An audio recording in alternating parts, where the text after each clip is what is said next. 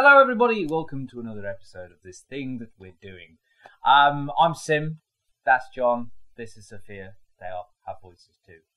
And today we are discussing, was it writers Yes. or characters? Who do you follow in your comic books? Do you only go for a particular brand or section or storyline or group in comics? Or do you pick and choose based on an author that you particularly like?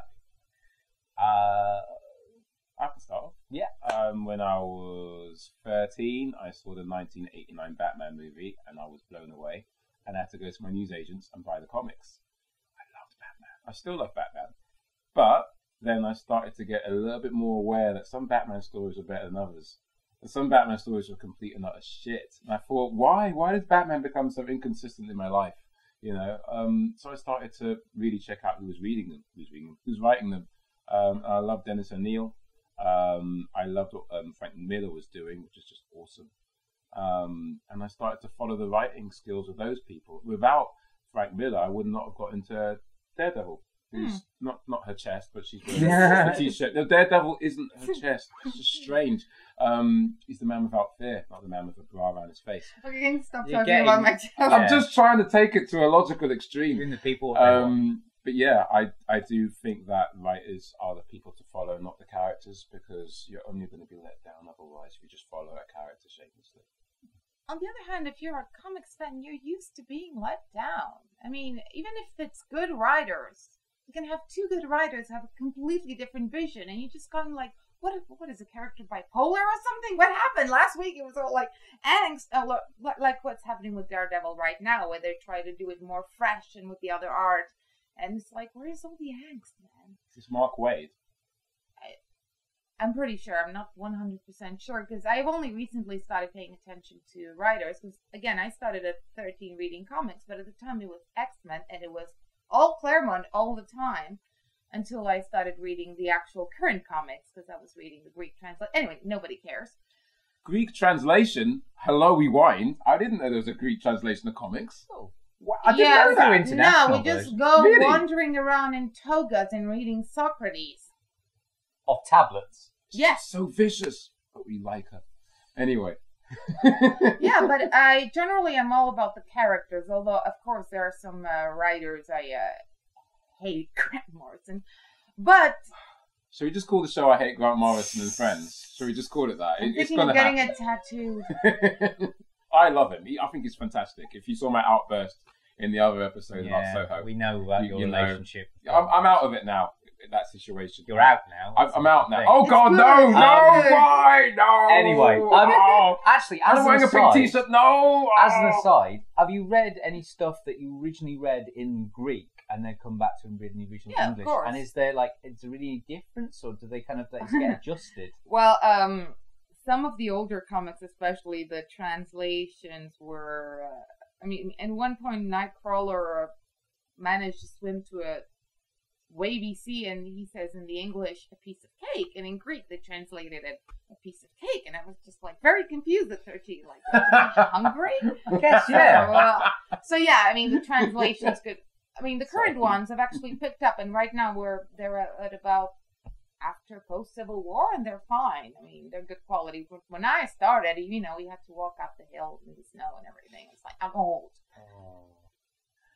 I know.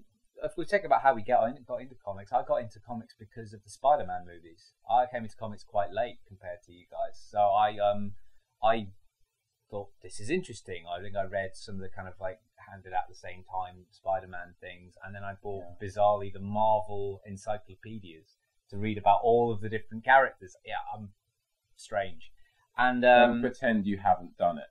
And it took a while to kind of pick and choose, and I don't really follow any particular character or arc. I go by recommendation, and that has become a bit about authors and things like that. For example, I really like Jeff Lemire's work on the recent Animal Man in the New 52, and because I really liked him, I picked up Underwater Welder, which is his indie standalone kind of work of love type thing. I don't know, but I also know he does Sweet Tooth and things like that, which I haven't read. So Yeah, I think I'm 50-50 split. I go by recommendations that happen to have quite often good writers attached to them, or like Jeff Loeb and and various other people.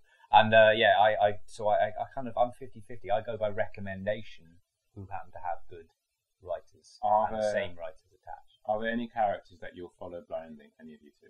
Like, just no matter. You know mine. Well, yeah, you need to show us to the camera. All right, Atomic Robo. Atomic Robo. My love.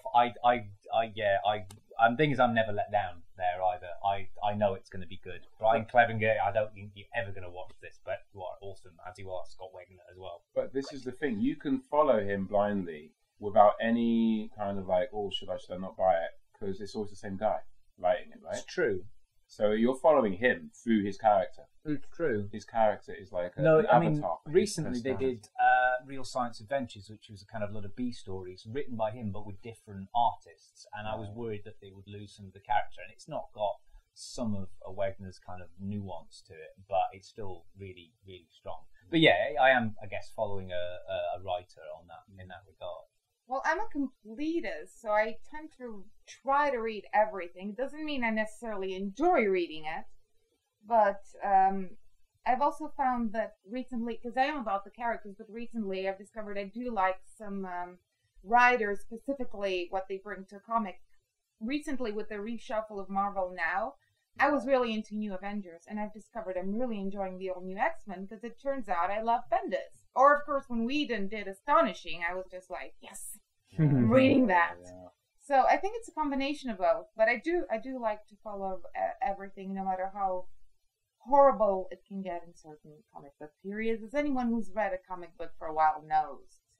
So you say you completely, so you'll stick through the bad times, essentially. Yeah, I know bitch about it, but I'll read it.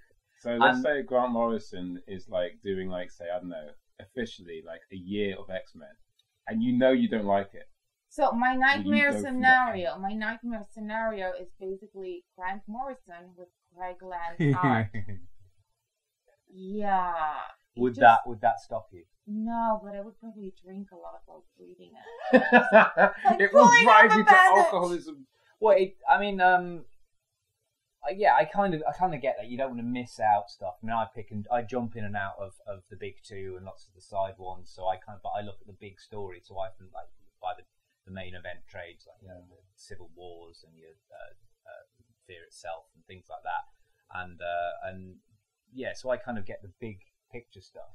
But I guess you've got your faith means you don't miss the nuance. But that also unfortunately means you can criticize the writers more because you've seen all the details, you've got it all in there, and you can go, no, that's not right. Well, that's half the fun, though. I mean, sometimes there is a term, I've seen it for TV, hate watching or hate reading.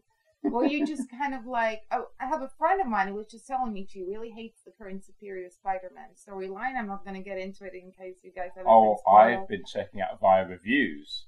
I mean, should we spoil it a little bit? Okay, Sim hasn't read it.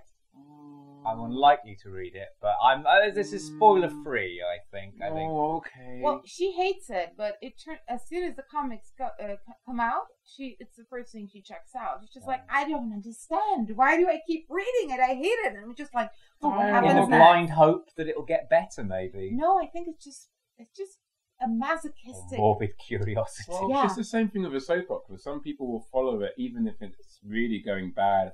As opposed to when? As opposed to, you know what I mean? At some point, you know that you're watching bad. We can swear on this bad shit, and you keep going through it, hoping that it will get better. But because you're addicted to that being part of your schedule, you can't let it go. You know what I mean? Maybe that's part of the whole completist philosophy. It's like, I will keep getting through this because there's going to be a better part, you know. But I can't be a completist. I can't afford to be a completist.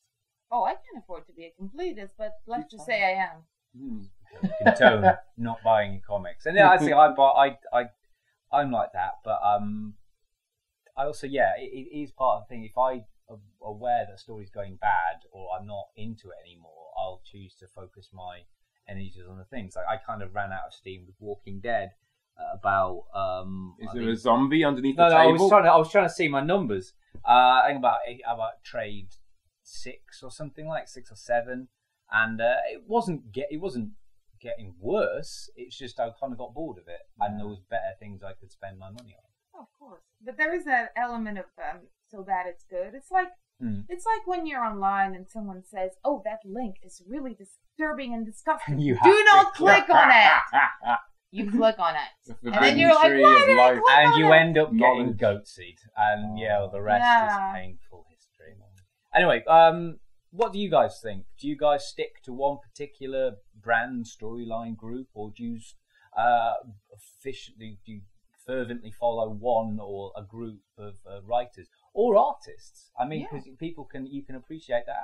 Our friend Bob, hello Bob, will say he will forgive subpar writing if it's pretty, if it's good to look at. Wow. And I mean, again back to the Mr. GM, the Grant Morrison, reading All Star Superman. Whereas I didn't hate it, wasn't enthralled by it, but Frank Quitely's art and what's it, Grant's colorization, beautiful, and every page was gorgeous and was really nice to look at. So that kind of softens the blow, essentially. So what do you guys think?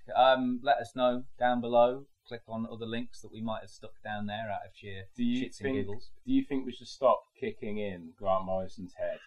Because I, for one, I've had enough of it. Yeah, you have, haven't you? Yeah, you have. Well, we'll talk about that. He can take it. It's so the big easy. ball bugger. He's not Batman. Stop you can't take defending it. your boyfriend. He's not my boyfriend. He pays me money to... He's my employer. Goodbye. Anyway. Bye. Bye.